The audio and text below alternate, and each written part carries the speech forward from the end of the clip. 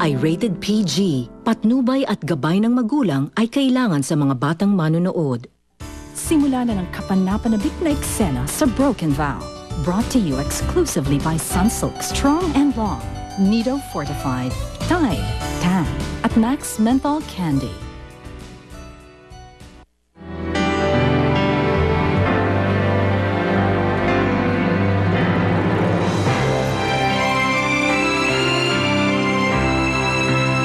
Felix is so lucky to have you. Thank you, Melissa. Welcome to the Rastro family. Anong ibig sabihin nito? You're leaving? Kailangan na ako ayusin, pero babalik din ako. Kung iniisip mo, natatalikuran ka rin ni Felix, ako na nagsasabi sa'yo, anak, hindi mangyayari yun. Siguro, ganito lang talaga pakiramdam ng kinakasal. Nakabahan. You know what? Pagbalik to galing sa honeymoon, I have a surprise for you. Manong, bakit tayo huminto? Ay, may bigla po kasing umarang eh. Roberto?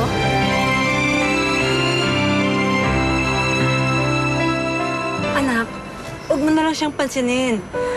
Umalis na tayo dito. Manong driver, pandarin niyo na ho yung sasakyan. Hindi.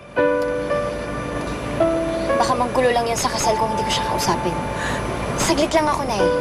Sige.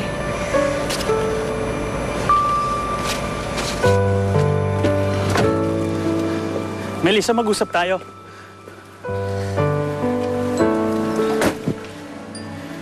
Ano ka ba naman, Roberto? Pati ba naman sa araw ng kasal ko manggugulo ka pa? Melissa, hindi kita pwede isuko ng ganon-ganon lang. Kaya ako nandito para pigilan ka magpakasal kay Felix. Nasisiraan ka na ba ng ulo? Call me desperate, wala akong pakialam. Hindi kompleto ang buhay ko kapag wala ka eh. Kaya lahat ng paraan na pwede kong gawin para mabawi ka, gagawin ko. Kahit ano pang sabihin mo, Roberto, hindi na ako maniniwala Melissa, sa'yo. please listen to me. Just listen. May dahilan kung bakit ako nandito eh. May dahilan kung bakit ako bumalik.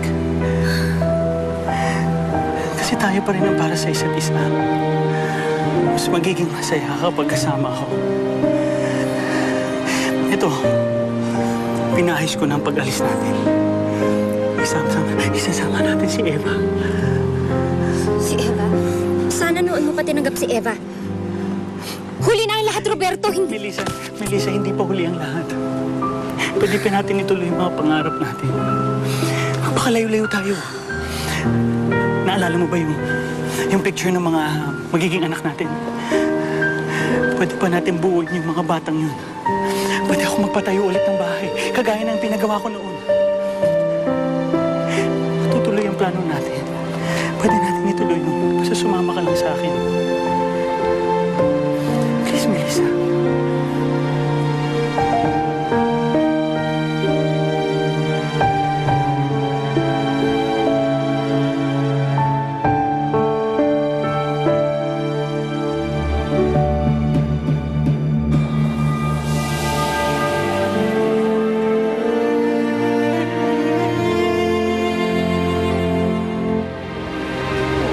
Mami, nasaan na ba yung kaibigan mo? Sorry, Felix. Hindi ko rin alam eh. Dito kasi ako dumiretso galing bahay. Kaya nangyari dun.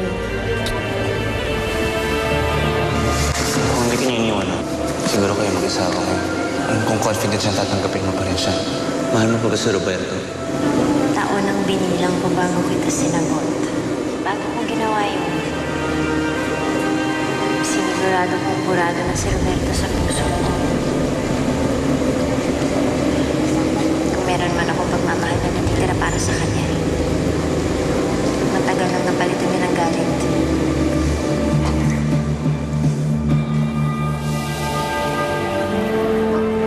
Hindi na kaya pupunta si Melissa. Mas pinili kaya niya ulit si Roberto kaysa sa akin. Uy, Felix, huwag kang mag-iisip ng ganyan, ha? Mahal ka na ni Melissa. Darating yun. Felix, where is Melissa? Hindi ko alam. Felix, are you sure Melissa is coming? Is there any problem?